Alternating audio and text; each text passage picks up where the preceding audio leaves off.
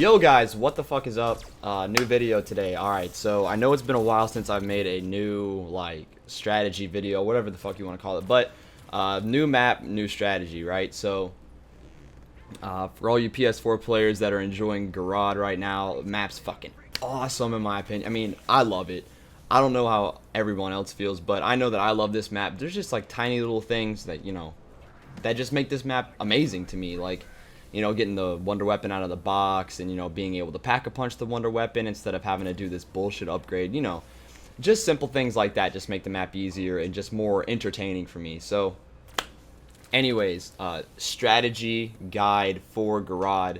It's going to be a little bit different than some of the other maps that you might have seen other strategy guides on, either from my channel or from other people's channels.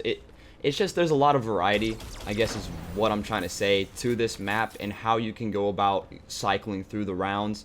But what I'm going to do is I'm going to go ahead and split it right here, and I'm going to basically try to describe to you the order in which you're going to want to progress things inside of the strategy. So here's going to be the first thing. So up until about round 60, you can get away with doing what I'm doing right here. You're going to come to where the shield is, the guard of Fafnir, whatever you want to call it. And all you're going to want to do is sit in this exact spot that I am, shoot the left gun from your Mark III ray gun to create the little singularity, and then shoot it with your right gun to make it turn into the Gersh device little portal thing that sucks up the zombies. If you sit in this exact spot, the zombies are going to keep running up to you in the same general area, and you're going to get the most kills for your ammo. Now then, as I said at the beginning of this clip, you're only going to really be able to stay and do this until about round 50 through 60. That's whenever this ray gun starts to get extremely weak and doesn't even really kill zombies at all. So, this is going to get you going through rounds 20 through 40, 20 through 50, however long you want to do this for, extremely fast. These guns kill zombies extremely quickly. Extremely quickly. I don't even know if that's how you say that. Extremely quick, whatever the fuck, and it's gonna get you through the rounds really. You know, that's the whole point, right? Fast rounds, getting through to the higher rounds ASAP, right? So this is the first thing you're gonna want to do, okay? And another thing is you're gonna want to get two other guns along with Mule Kick. You're gonna want to get that Vesper, I think is what it's called. The Vesper, upgrade it, put dead wire on it. Okay, so that's the first thing. And then what you're going to want to do is get the gauntlet, as you see me getting right here. Here's the gauntlet. And then you're going to want to get another gun that's going to have blast furnace on it. Alright, so, and also, of course, the ray guns with, you know, the upgraded on them. You don't really have to get the Dragon Strike, but I do recommend upgrading the shield as well. Tutorials for all of that on the internet somewhere. Google them up, search them on YouTube, whatever. And the last thing that you're going to need is the Russian Mangler helmet. Search that on YouTube too.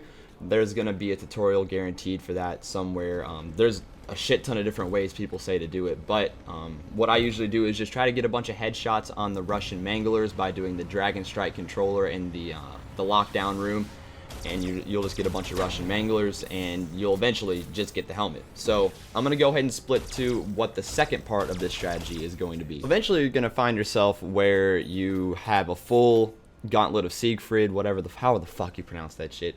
You're gonna have a full gauntlet, okay? I'm just gonna call it the gauntlet. And of course you're gonna want to use that at some point. So what you can do is you can switch up from just standing in this one spot and using your ray gun Mark IIIs to taking out your gauntlet, sending out the dragon, and just start going crazy with the punching. Just crazy all over the place. Just keep spamming that R2. Make sure you don't get yourself trapped. What I've done is let the meter bar run really far down until it's just about to go away, and what I'll do is I'll punch, but right as it gets into the red area, the gauntlet stops killing for some reason, and then it goes away, so then you're stuck in front of all these zombies, and then you're fucked, and then you go down. Another thing to look out for is the death machine. As you're punching through zombies, sometimes you will collect a death machine, and it's going to take away your gauntlet, but your dragon will still be out, and it's a pretty big brick. And, you know, it sucks because you can't, you know, punch through all the zombies and all that stuff. But just be careful with the death machine. Be careful with, just watch where your meter bar is going. Because you see right there, I almost got caught. Just make sure you're watching your meter at all times. Be watching out for the death machine. And as you see me right here, I'm just going back to the same spot. right from when I was using the gauntlet, and I'm just going back to killing zombies, and it's going to fill my gauntlet back up, and I can rinse and repeat that as many times as I would like to. The next part of this is going to involve using the trap to cut down how many zombies you're going to have to train up while you use dead wire / blast furnace. Once you get into about the 60s and 70s, that's whenever you're going to want to start using the trap, and then primarily just using dead wire and blast furnace. I don't have blast furnace in this video, I do have dead wire. But say you get a Russian mangler or whatever on like round 60 or 70, of course you're going to break out your ray guns and you're just going to spam the right trigger, the actual ray gun, that looks like the Mark II shot, not the actual little portal gun that it shoots. You're just going to spam the R2 button and kill the mangler or whatever, however the fuck you want to do that. That's usually what I do on the 50s, 60s. But yeah, I'm going to go ahead and show you footage on how to successfully turn on the trap and what not to do when trying to turn on the trap on these higher rounds. I know I'm not on a very high round right now, but this is just going to set the example for you all whenever you do get to these higher rounds, because believe me, you're going to start flying through these rounds whenever you use this strategy. So this is going to be a replay of what you were just watching. This is how you're going to turn on the trap successfully, but I'm going to show you a mess up that I usually do. So what I'm going to do is I'm just going to train them up over here, utilize this little space right here, get a bunch of zombies trained up, but you see how there's a Russian mangler and then other zombies coming in behind, and then I get trapped right here. I do get lucky and get out, but what you're going to want to do is train up in that area, right? But don't try to rush it. Like, get all of the zombies. Like, make sure that they've all spawned in, you got them all behind you, then turn on the trap. Don't do what I did, go early, run into a mangler, you never know what's going to be around the corner, and then more zombies. Like, just make sure that you're being smart about it, train them up, and yeah, that's all you have to do to turn on the trap. What the trap does is take a lot of the load off of you whenever you're training in the higher rounds. As you see, most of the zombies are getting killed by the trap, and then I'm just using my dead wire right here, / blast furnace if I had it, to just clear out these zombies, and of course then my gauntlet recharges and then I'll use my gauntlet.